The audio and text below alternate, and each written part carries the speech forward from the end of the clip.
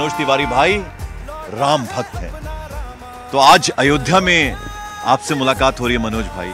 तो पहले तो चाहेंगे कि भगवान की स्तुति के बिना कुछ शुरुआत होती नहीं है, तो राम जी वो जो अयोध्या वासियों का, भारत देश का स्वप्न था वो साकार हो गया है, प्राण प्रतिष्ठा प्रभु रामलला की होने वाली है, तो कैसे ये अनुभूति कैसी है?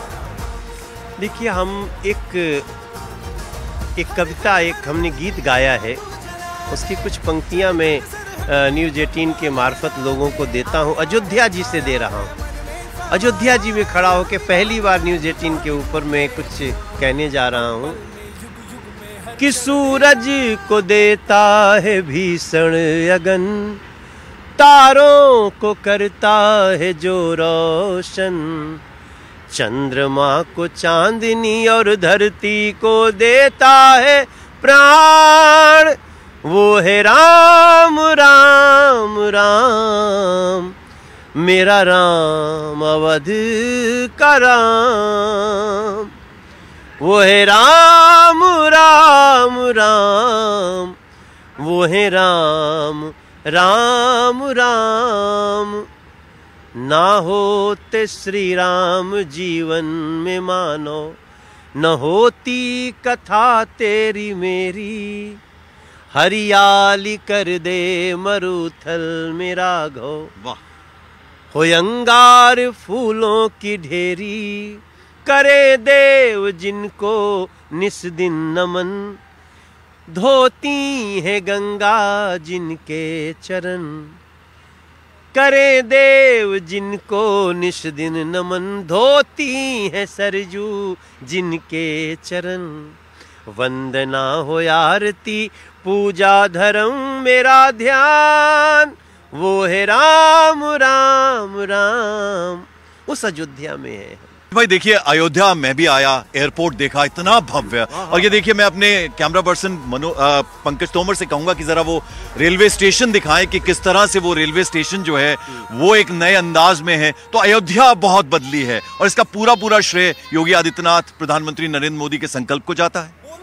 इसमें कोई दो राय नहीं है। वो संकल्प जो नरेंद्र मोदी जी ने लिया और प्रदेश के मुख्यमंत्री योगी जी ने उसको कार्यान्वित करने में जो अपनी सहभागिता दी है, उसका हम जितना भी तारीफ करें, प्राण प्रतिष्ठा के पहले जो नरेंद्र मोदी जी की तैयारी है, जो तपस्या है, उसमें आपको कई चीजें तो अभी बाद में पता चलेंगी कि ये तैयारी कितनी बड़ी है। आज अयोध्या सज रही है, लेकिन याद रखिए पूरे देश को इसी अयोध्या की तरह सजाएंगे नरेंद्र मोदी जी, और वो सपना 2047 तक पूरा हो। तो देखिए, हर किसी के मन में उत्सुकता है कि कल प्राण प्रतिष्ठा के बाद रामलला के दरबार कब खुलेंगे, कब हम उनके दरबार में हाजिरी लगाएंगे। लेकिन आपने दूरदर्शन पर कई बार रामायण देखी होगी, राम और लक्ष्मण को आपने देखा होगा, उन किरदारों से भी न्यूज़ 18 इंडिया ने खास बातचीत की है। आज भी जब भी वो बाहर निकलते हैं तो आज भी उन्हीं लोगों को राम और लक्ष्मण कहा जाता है, और वो भी उत्साहित हैं कल के लिए। एक खास मेहमान भी हमारे साथ है, कार सेवक है, जिन्हें कार सेवा के दौरान गोली भी लगी थी, उनसे भी बातचीत करवाएंगे। लेकिन सबसे पहले ये खास बातचीत न्यूज़ 18 इंडिया के साथ देखिए उनकी। सबसे पहले मेरे ख्याल से अरुण गोविल जी हैं, खुद प्रभु राम हमारे साथ है। मुझे कुछ कहने की ज़रूरत नहीं है, क्योंकि हम सब ने प्रभु राम को तो नहीं देखा, लेकिन इनके जरिए प्रभु राम को जिया ज़रूर है। अरुण जी, बहुत बहुत धन्यवाद, आपने समय निकाला। क्या भावनाएं हैं? 22 जनवरी, कुछ घंटे का इंतजार, प्रभु राम की घर वापसी होने जा रही है। अरुण जी, आप सभी को जय श्री राम। आज मन में जो भावनाएं हैं उनको शब्दों में व्यक्त करना बहुत मुश्किल है, बिकॉज वो एक भावना नहीं है, वो बहुत सारी भावनाएं मिल गई हैं उसमें, जिसमें खुशी है, जिसमें एक ललक है देखने की, एक उस पल को जीने की बात है, रामलला के दर्शन होंगे, उसमें ऊर्जा है, उसमें पॉजिटिविटी है, उसमें सकारात्मकता है, उसमें एक शांति है जो हमें मिलेगी, उसमें एक मधुरता है रामलला की स्माइल में, क्या क्या नहीं है उसमें। तो मन में बहुत सारी भावनाएं हैं जो मिलकर जो है वो पूरा एक ऐसा यूँ कहिए कि एक पुंज बन गया है जी, एक शक्ति पुंज बन गया है, आध्यात्मिक पुंज बन गया है, एक धार्मिक पुंज बन गया है हमारे लिए। और ये जो हम देख रहे हैं अरुण भाई की ये जो सांस्कृतिक चेतना, ये सांस्कृतिक पुनर्जागरण जिसकी हम लगातार चर्चा कर रहे हैं, कुछ बदल रहा है देश में। मतलब परमात्मा की प्राण प्रतिष्ठा के लिए ऐसा उत्सव देश में कुछ बदल रहा है मेरे ख्याल से। नहीं, कुछ नहीं बदल रहा है, बहुत कुछ बदल रहा है। ये उत्सव इतना बड़ा होगा और ऐसे होगा, इसकी कल्पना नहीं थी कभी भी, सच बताऊं तुम्हें। पर अब जो हो रहा है उसे लग रहा है कि वाह, ये हम और हमारे जीवन काल में हो रहा है, ये उससे बड़ी बात नहीं हो सकती। मेरे जीवन की सबसे बड़ी घटना है ये, और मैं इस पल को पूरी तरह आत्मसात करना चाहता हूँ। आपके हिसाब से स्वयं लक्ष्मण भगवान हमारे साथ है, प्रभु आपके हिसाब से? मैं कहूँगा बहुत पॉजिटिव है, बहुत उत्सव है, राममय है ये पूरा माहौल। और मेरे को लगता है कि हर हिंदुस्तानी, हर भारतीय जो है कुछ न कुछ कंट्रीब्यूट कर रहा है। कहीं लड्डू बन रहे हैं, तो कहीं दिया बना रहे हैं, तो कहीं अगरबत्ती बन रही है। तो मतलब है कि हर आदमी इसमें पार्टिसिपेट करना चाहता है, और हर इंसान जो भारतीय है उसका हिस्सा बनना चाहता है। और पूरे देश में दिवाली से बढ़कर माहौल है। बिल्कुल, 22 जनवरी दीपावली। बहुत बहुत शुक्रिया अरुण जी, बहुत बहुत शुक्रिया आपका सुनील भाई, बहुत बहुत शुक्रिया। तो हमने आपको उन रील किरदारों से मिलवाया, राम और लक्ष्मण से, लेकिन एक रियल किरदार से अब हम आपको मिलाने जा रहे हैं। ये एक उन कार सेवकों में से एक थे जिन्हें गोली लगी है। वेस्ट बंगाल से ये आते हैं। इनसे हम बातचीत करते हैं कि उस दौरान आखिर क्या हुआ है, क्योंकि देखिए, अगर एक ईंट राम के नाम की इस नव्य भव्य मंदिर में लगी है, तो शायद इनके खून से सींची हुई एक ईंट कार सेवकों के नाम की भी लगनी चाहिए। आपका नाम क्या है? मेरा नाम अभय कुमार बर्नवाल है। मैं आसनसोल वेस्ट बंगाल में रहता हूँ। ये 1990 की बात है। 21 अक्टूबर को मैं आसनसोल से निकला था और बनारस से होते हुए मैं अयोध्या, जंगलों से होते हुए मैं 30 अक्टूबर को अयोध्या पहुँचा था। उस वक्त हुआ क्या था? उस समय तत्कालीन मुख्यमंत्री यहाँ के मुलायम सिंह जी थे। उन्होंने कहा था कि मैं यहाँ पे राम मंदिर पे परिंदा भी पर नहीं मार सकेगा, और हम लोग वहाँ पे ढुक करके वो मंदिर के कंगूरे पर चढ़ करके हम लोगों ने झंडा लगाया था।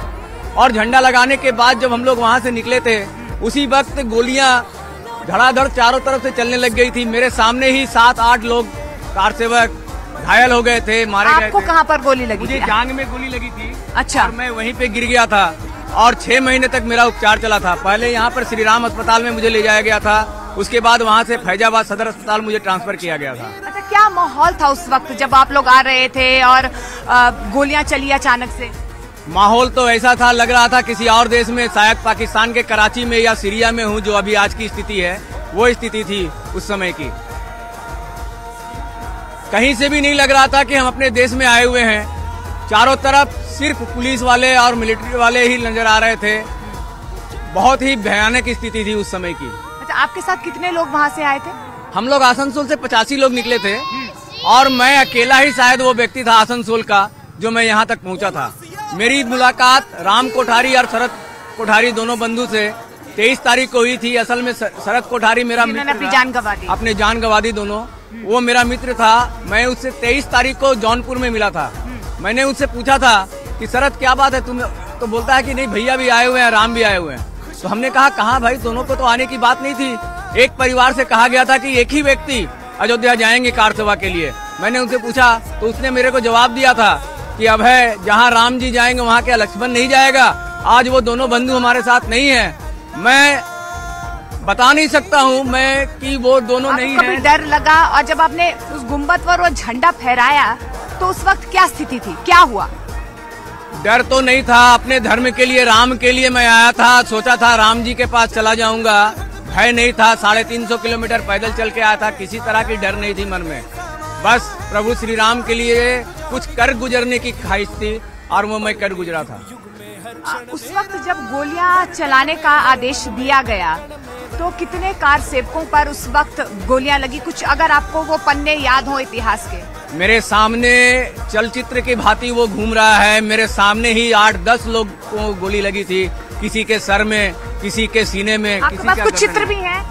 आप हमें दिखा भी रहे थे कि आप अस्पताल में उस वक्त किस तरीके से आपका उपचार चल रहा था। अगर आप दिखा पाए तमाम दर्शकों को, मेरे बता पाए क्या एहसास था, क्या भाव था उस वक्त? क्या कभी आपने कल्पना की थी कि आज जो 500 सालों का संघर्ष है, जो आंदोलन, जो तप तपस्या आप लोगों ने की है, उसका प्रमाण आपको इस तरीके से नव्य भव्य मंदिर के रूप में मिलेगा?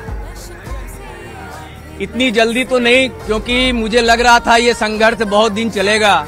लेकिन दिल्ली में हमारे भरत जी, भगवान श्री राम के भाई, जो आज बैठे हुए हैं और वो खड़ाऊ लेकर राम राज्य को स्थापित करने जा रहे हैं, कर रहे हैं, तो मैं उन्हीं के ही देन से इतना जल्दी हमारा ये दिन देखने को मिला है। और हमारे उत्तर प्रदेश में भगवान के परम भक्त हनुमान जी जो यहाँ पर योगी जी बैठे हुए हैं, उन दोनों का बहुत बड़ा अवदान है कि हम सनातनी। अब अयोध्या कैसी लग रही है, तब की अयोध्या और अब की अयोध्या? अद्भुत, अद्वितीय, वर्णन नहीं किया जा सकता है। खुश है, उत्साहित है? बहुत खुश, इतना खुश हूँ कि मैं वर्णन नहीं कर पा रहा हूँ। बहुत ही उत्साहित हूँ। बिल्कुल, तो देखिए ये उत्साह है, लेकिन उन कार सेवकों के बलिदान को भी लगातार जो है अयोध्या याद कर रहा है, क्योंकि ये वही लोग हैं जिन्होंने इस संघर्ष के झंडे को बुलंद किया है। और आज आप और हम जो हैं भव्य नव्य मंदिर उसकी कल्पना पूरी कर पा रहे हैं। ये देखिए, ये वो तस्वीरें भी उस वक्त की जब ये अस्पताल में एडमिट हुए थे, इनकी जांघ में गोली लगी थी। ये तस्वीरें इतिहास के पन्नों में तो अब पलटकर आगे बढ़ चुकी हैं, क्योंकि अब नया अध्याय अयोध्या लिखने जा रहा है। लेकिन ये तस्वीरें कहीं ना कहीं उस संघर्ष को बयां करती है जो इन कार सेवकों ने देखा है। सपना भी हमारी सहयोगी लगातार बनी हुई है। सपना, उन कार सेवकों को हमें भूलना नहीं चाहिए जिसने इस धरती के लिए, इस राम मंदिर के लिए लंबा संघर्ष किया है। और न्यूज 18 इंडिया तो हर वो तस्वीर दिखा ही रहा है। उमंग तरंग तो है ही, लेकिन इन कार सेवकों का एक बलिदान भी है जिसे हर कोई याद कर रहा है। सपना। बिल्कुल मोनिका, यही होना भी चाहिए। इसी से अगर आप, मैं यही कह रही हूँ कि आप रामचरितमानस जीती जागती आंखों से देख रहे हैं। जैसा आपने देखा, छोटे छोटे वानर थे, उन्होंने राम जी का सेतु बना दिया और पहुंचा दिया। सीता माँ ने पूछा था हनुमान जी से, कनक भूधरा कर शरीर, जब उन्होंने करके दिखाया कि तुम इतने छोटे हो, सारे ऐसे ही हैं तो कैसे जीतोगे, तो उन्होंने बहुत बड़ा शरीर करके दिखाया था। तो ऐसा ही इन कार सेवकों का पूरा बलिदान कह रहा है। इन्हें समझा गया कि ये कैसे आगे बढ़ेंगे, इन पर गोलियां चला दी गई, सब कुछ इनके साथ हुआ, लेकिन इनके संघर्ष का ही नतीजा है। मोनिका, मैं और आप यहाँ खड़े होकर आज राम मंदिर की प्राण प्रतिष्ठा समारोह की ये लाइव कवरेज दिखा पा रहे हैं। लेकिन अब हम आपको दिखाते हैं कि ब्रिटेन के प्रधानमंत्री